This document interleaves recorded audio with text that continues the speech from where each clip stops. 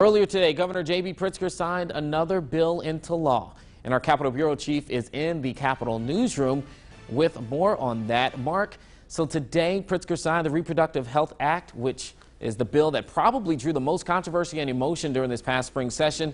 That's now into law. When does it go into effect, and what's been the reaction from both sides? Eugene, good afternoon. That goes into effect here. The governor signed it into law and declaring that Illinois is now the most progressive state in the country when it comes to abortion and reproductive health rights for women. He said that now in Illinois, women have a, quote, fundamental right to seek an abortion. But you mentioned the opponents, the critics of this. They're pointing to other states like New York and now Illinois, where they say that this will legalize or allow a controversial term. They say it's a partial birth abortion. Supporters of abortion say there's no such thing.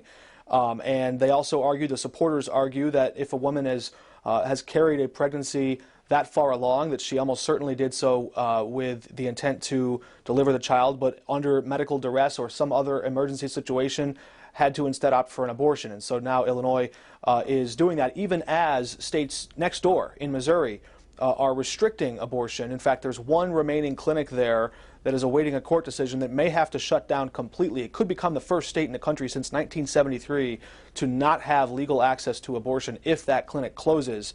Governor Pritzker painting Illinois as an oasis in the Midwest for abortion, where women from Missouri could come to this state to seek that procedure. All right, going to a bill that everyone, I think, could agree upon, at least that it was needed, was a capital plan. That's for roads, bridges, infrastructure. We've been needing this, but I hear there are some interesting line items that are in that plan that help specific districts. What's that about?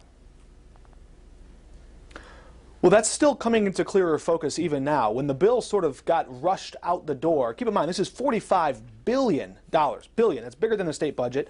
Yes, it's to be spent over the next 6 years, but a lot of that is based on borrowing, and the state has to go out and get bonds for this. But they put sort of these earmarks in the plans that will go through to different districts and different projects across the state.